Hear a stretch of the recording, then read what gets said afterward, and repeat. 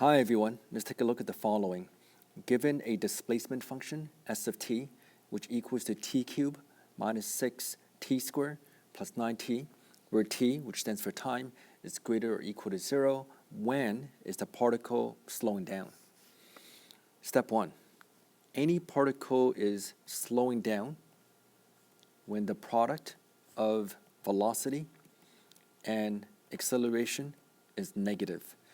So since you're given s of t to be t cubed minus 6t squared plus 9t, this means the velocity equals to the derivative of displacement, which in this context equals to 3t squared minus 12t plus 9.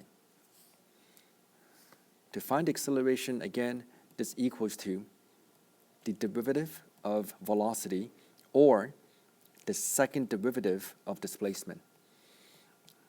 So in this case, a of t is going to be 6 times t minus 12.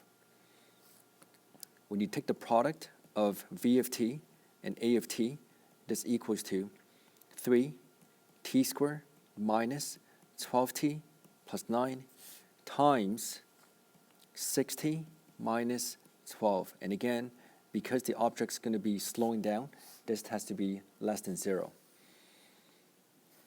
When you go through the common factor in the first trinomial, there's a common factor of 3. In the brackets, it's going to be t squared minus 4t minus 3. Likewise, there's a common factor of 6, and in brackets, it's going to be t minus 2. And again, this is less than 0. 3 times 6 is going to give you 18. If you simple factor the first trinomial, t squared minus 4t minus 3, this equals to t minus 1 times t minus 3. So there was a typo here. That should have been plus 3. That was my mistake. T minus 2.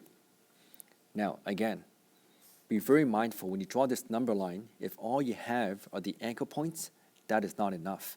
You have to be careful in terms of time, the fact that time cannot be negative. So in addition to putting 1, 2, and 3, you have to remember time cannot be negative. So anything less than 0, this section or this interval is going to be rejected. Now again, you could pick different numbers for each interval and work it out to see if it's positive or negative. But instead, the shortcut is you look at the leading coefficient, and you should recognize that this is going to be 18t cubed, which means it's going to be positive odd. And again, positive odd means it's going to go from quadrant 3 to quadrant 1. So it should look something like that. But again, since there's no equal sign, it's only less than 0, you draw circles, which means the anchor points is not part of the final answer. Now you go back, you can draw the rest of this. Now, since the object is going to be slowing down, that means looking at the negative intervals, which means, therefore, the particle is slowing down when time is in between 0 seconds to 1 second, or when time is in between 2 seconds and 3 seconds.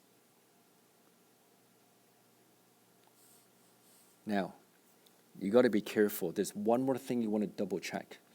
What happens when time is 0?